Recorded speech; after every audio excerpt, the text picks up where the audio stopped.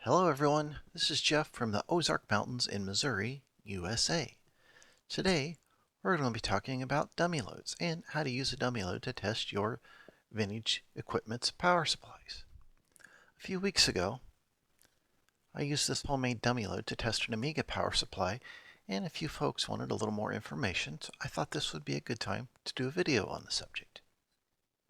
Before we jump in, I want to announce a fun new contest. In this video and for the next few videos, I'm going to imitate one of my favorite YouTubers, some mannerism or expression that they tend to use a lot, and the first person to guess who I'm imitating will win a prize. The prizes will be things like a set of Amiga 5-pin square-DIN power connectors, Commodore 64 case saver kit, or 10 brand new double-sided, double-density floppy disk for Amigas, or other computers from that era. And if you're also a subscriber, there'll also be a secret bonus prize. To enter, just type out your guess in the comments below, and the first person with the correct answer will win. Well, let's get started. You might be thinking to yourself, "Hey Bert, what the heck is a dummy load? Why don't you just plug the power supply right into the computer and test it that way?" Well, those are good questions. I'm glad you asked. Let's take a look at the second question first. Why use a dummy load? We use a dummy load so we can safely test the power supply to see if it's working properly before we plug it into the computer, because a bad power supply, for instance one that's putting out too high a voltage, can damage your computer, and that would really ruin your day. Too low a voltage, or perhaps excessive ripple voltage, can cause the computer to act erratically and really drive you crazy. Just remember, it's best to test before plugging the power supply into your gear. Well, what then is a dummy load? Well, it's really nothing more than a box of power resistors, or maybe even some automotive light bulbs that let you put a controlled load on the power supply so you can measure the power supply's voltage. The only real trick is to know what size of resistor to use, and that's what we'll cover next. It's hard to communicate if the parties involved are speaking different languages or they have different names for things, so let's briefly cover some useful terminology when dealing with electricity so we're all on the same page. First we have voltage, which is measured in volts, and it has the symbol and formulas of V. This is like electrical pressure, and it's similar to water pressure. And we have current, which is measured in amps, and it has a symbol in formulas of I. And current is the rate of flow of electricity, sort of like how much water is flowing through a pipe in a second. We have resistance, which is measured in ohms, and it has the symbol in formulas of R. And resistance is a restriction to current flow, sort of like a partially closed valve in a water pipe. Then we have power. Power is the rate at which work is being done. For instance, how much work you're getting done in a second. But for our purposes, for a resistive load like this, just think about that as how much heat that the resistor is producing every second. Let's come back over to the bench here and take a look at a basic electrical circuit. First we have a power source. This is the schematic symbol for a battery. And we have a wire, a resistor,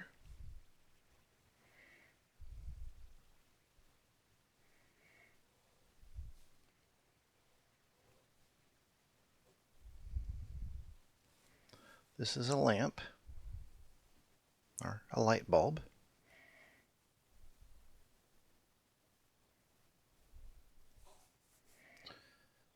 Then we have a return path, or ground if you prefer. So we have the current that flows through the resistor, through the lamp, and returns back to our battery. How bright this lamp burns depends on the value of resistor we have in here. If we have a higher value resistor, that is more ohms, it's like closing a water valve more and more, the lamp is going to be dimmer. So this arrangement here, where we have two loads, one directly tied to another one in series, is called a series circuit. If instead we had a circuit like this,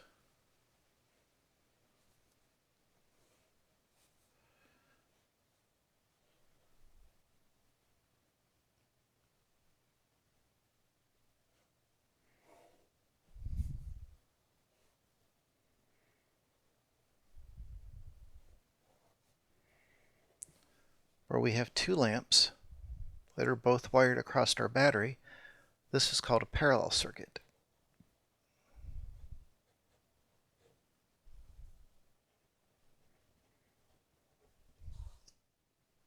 In the case of our power supply testing, we're going to have our power supply here, and we have its output, and we're going to be placing our load resistor like this, and then it has its return path, also called circuit common or ground.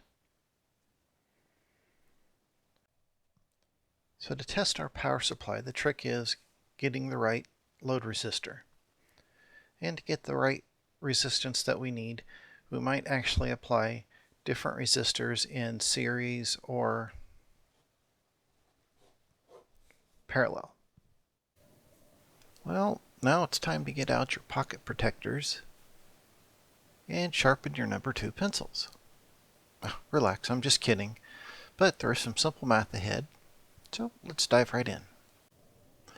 There are a few fundamental concepts that will cover the lion's share of what you deal with electricity on a day-to-day basis as a hobbyist. The first of these is Ohm's Law. This describes how voltage, current, and resistance all work together. If you remember from high school algebra, you can rearrange this equation so that if you know two of these items, you can solve for the third one. But don't worry, I'm not going to force you to do any algebra. There's a cheat sheet with all the derivations of this formula in the description down below. What Ohm's law tells us is that the voltage is equal to the current times the resistance. Our voltage is in volts, current in amps, and the resistance in ohms. Here are the three different variations of Ohm's law solving for voltage, current, and resistance. Let's say we have a 5-volt power supply that has a 1.5 amp maximum current rating. And we want to test it, so we're going to draw about 1 amp out of it. And we need to know what resistance to use. So since we know our voltage and the current requirements, we can calculate the resistance with what we just learned about Ohm's law. The resistance equals voltage over current.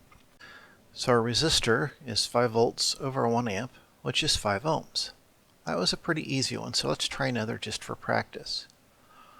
On the Amiga 500, the minus 12 volt power supply only has 100 milliamp, which is 0.10 amp maximum output. We want to test that at about half of that, or 50 milliamps, which is 0.05 amps. So we know that the resistance equals the voltage over the current, which is 12 volts over 0.05. That comes out to 240 ohms. So now we know what resistance or what ohm value the resistor should be. How do we know that it's stout enough to handle being the load? In other words, if we're expecting an amp to flow through that resistor, that's different than 50 milliamps. How do we know how physically large of a resistor that we need? That's where the next fundamental concept, Watt's law, comes in. Watt's law is power equals current times voltage. The power is in watts, the current is in amps, and the voltage is in volts. This just describes the relationship between voltage, current, and power. If you remember from the beginning of the video, we found out that power is the rate at which work is being done, and for our purposes for this resistive load, we can think of power as the amount of heat that the resistor is producing in a second. And of course, knowing two of these things, we can solve for the third. So here are all the variations of that equation, and again, that's in the cheat sheet. The link is below. Let's look at a few simple example problems to see how we would use Watt's law. Let's go back to our 5-volt power supply testing problem from a few slides ago. We figured the value of resistance that we needed for a 1 amp current flow through the resistor. And now we need to know how large of a resistor, or the wattage of the resistor, to handle that amount of power. So we use Watt's law. P equals IV.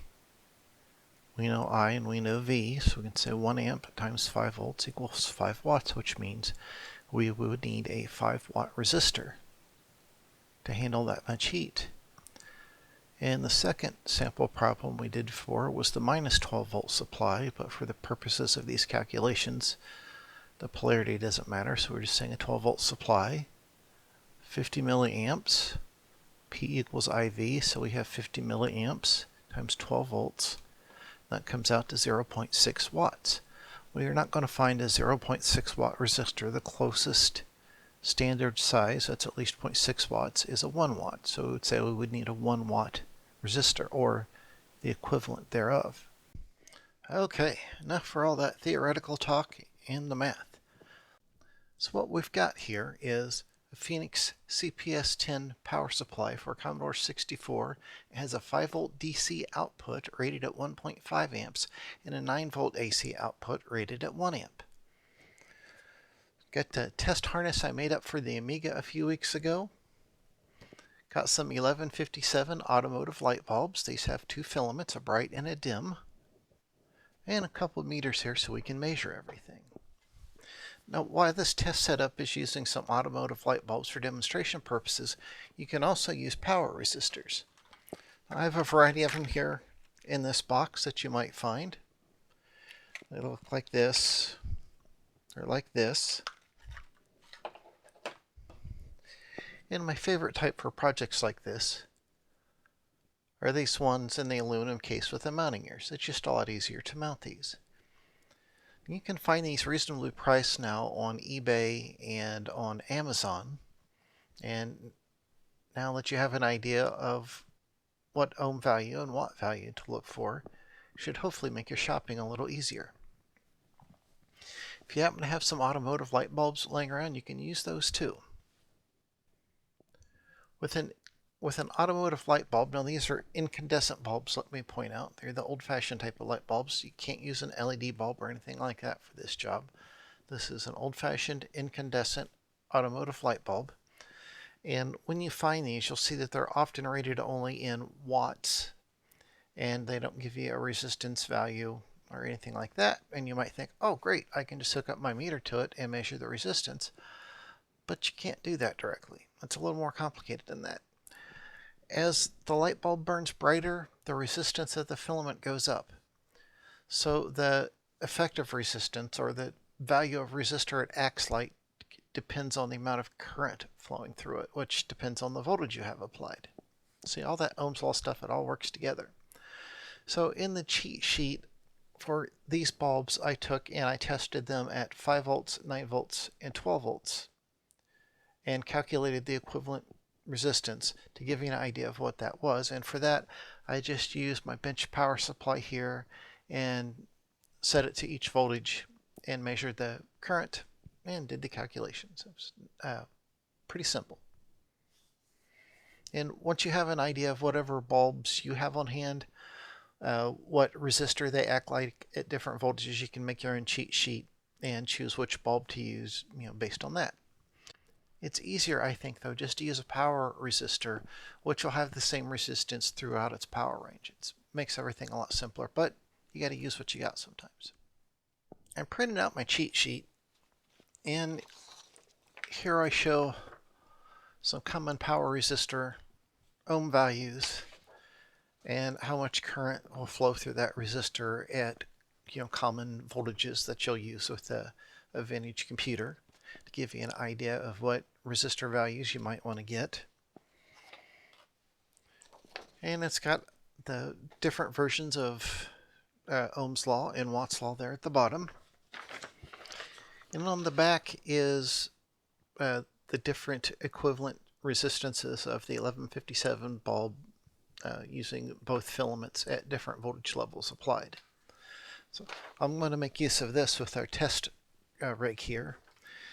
And since this is a Commodore 64 power supply, I looked up the pinout of it, which I have here. This actually I printed out This I printed out a couple years ago. You see I made some notations here as to which side of the connector that pinout was for. I mentioned this before, and it's important because a lot of times online, you look it up and you get a picture like this and you don't know if that's of the connector on the computer as you're looking at the computer, if that's the power supply plug on the cord when you're looking at it like this, or if you were trying to solder wires onto that power supply plug, you're going to be looking at it from the back. So you've got to figure out what orientation that picture's in, and sometimes that's not always possible. So it's possible, it's just not easy. Once I figure that out, I'll make some notations and I'll draw the opposite view too and label that so in the future I know what it is. With that information, I took the simple test harness we made up for the Amiga 500 a few weeks ago, which is just some Molex mini-fit female terminals crimped onto some scrap wire with some heat shrink tubing over it, and that fits right over the male pins on this plug here. Then I've made this little wooden stand for some 1157 bulbs. Pretty simple. Got 1 meter measuring AC, 1 meter measuring DC. And to start with, I don't have the bulbs connected. So we'll see the voltages open circuit, that is without anything connected on DC and AC, and that's an important. My microphone battery died at this point, so we'll try it again. The point I was trying to make is that we want to take note of the open circuit voltage of each power supply output, that is, with nothing connected to it, and compare that with a loaded voltage. On a regulated output, like the 5 volts in this case, the open circuit voltage will usually be a few tenths of a volt higher than the loaded voltage. And an unregulated output, like the 9 volts AC, the open circuit voltage will be 1 to 2 volts higher. Okay, here's our test setup. And the DC voltmeter, which is up here, is out of frame. We'll pan up to that as we need to. And this voltmeter here is measuring the AC voltage. And when I first turn the power supply on, neither bulb, neither load resistor is connected. So I'll turn it on now. You notice we're measuring about 10.7 volts AC on the 9 volt AC output. And if we look at the DC, there we go. That's about 5.19 volts DC. And again, that's an unloaded condition.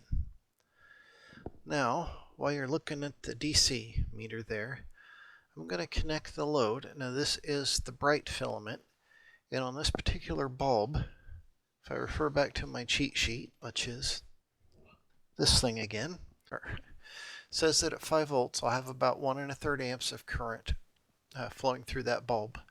The effective resistance is about 3.4 ohms. And at that combination of voltage and current, the bulb will dissipate about 6 watts, so we're within the specification of the bulb, which is 27 watts at that on the high filament. Now, notice when I hook this up how you'll see the voltage dip quite a bit, and then it'll recover. The reason is when the bulb's not illuminated, the resistance is fairly low. As the bulb glows brighter, the resistance increases. So for a split second when we first hook the bulb up, it slightly overloads the power supply. Then as the filament warms up, the bulb glows a little brighter, the resistance goes up, and the power supply has a chance to recover. So at about 1.3 amps, which is getting close to the maximum limit of the power supply, it's still putting out a solid 5 volts, which is really good. Now if we look back at the 9 volts, okay, here you can see that indeed the bulb we're using for the load on the 5 volts is glowing. Our voltage on the 9 volts is 10.6 volts AC. Hook up the 9 volts. If I get that to stay in there. The way I'm doing this with these alligator clips is not the best way to do this, but it works in a pinch. And you notice that the voltage dropped when we have a load on there. It's just a little under 10 volts now. The 9 volt AC is coming directly off the transformer. It's not a regulated voltage. So the more current we draw, the lower the voltage is going to drop. So that's why our open circuit voltage, the non-loaded voltage, was about 11 volts. As we get closer to drawing that full amp that transformer is rated for, our voltage will get closer to 9 volts.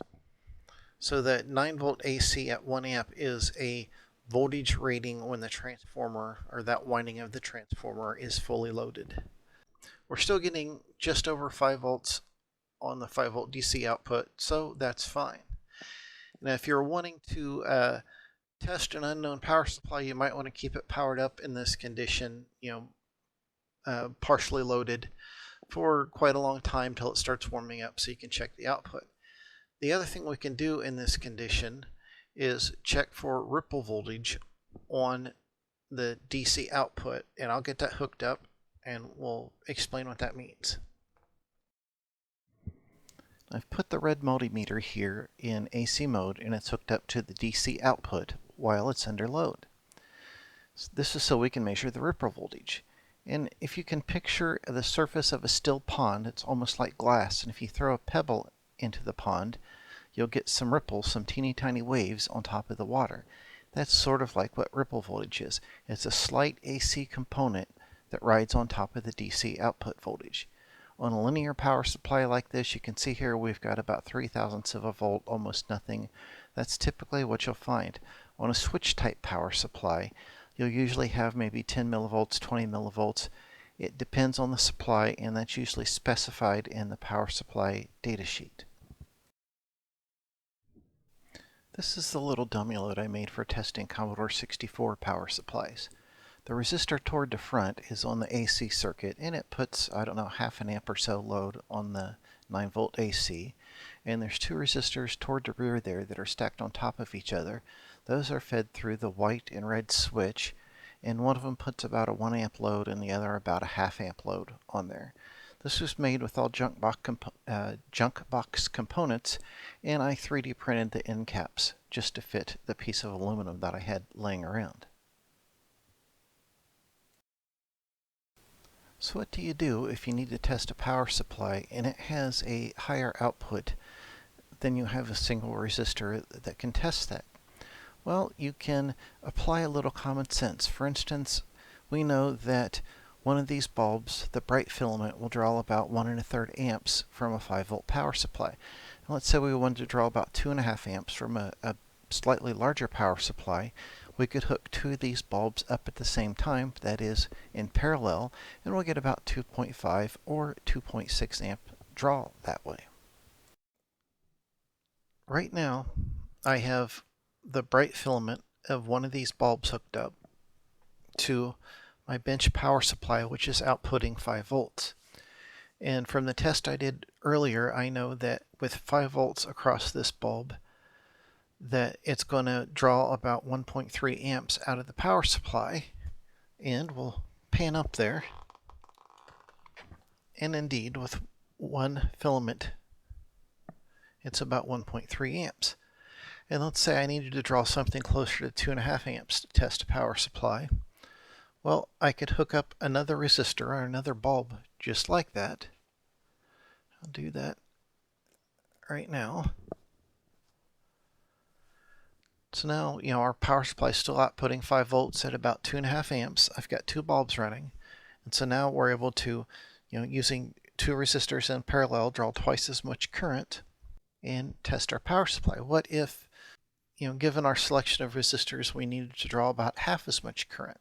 Well, we could wire two of them in series then, or some combination thereof. Well, I hope you found this video informative and that it encouraged you to build a dummy load of your own. And I hope I provided enough information without having too much theory and too much math involved, but let me know what you think in the comments below.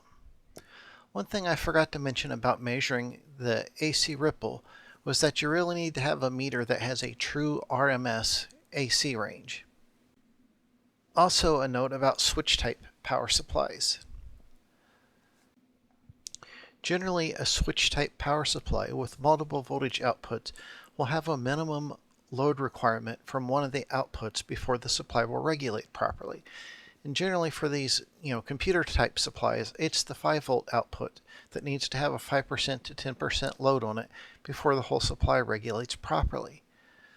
So keep that in mind when you're measuring the outputs of such a supply in an unloaded state, that it may jump around a little bit or measure a little high. And that's perfectly normal. Again, I think power resistors are the easiest way to go here, and they're not that expensive these days, but they might be a little harder to get where you're at. So if you happen to have some automotive light bulbs that you can experiment with, those will work just fine too. Just make sure you mount them right side up, because if you mount them upside down, the electrons might fall out. If you're a subscriber, thanks, I really appreciate it. It helps out a lot. If you're not a subscriber, what are you waiting for? If you look down below, you'll see a rectangular subscribe button, and if you click on that guy, you'll be subscribed to the channel. And then if you click on the bell-shaped icon that appears, that'll let you know just as soon as I post a new video, so you'll get to be one of the first people that watches it. I would appreciate it. Thanks for watching. Until next time, bye.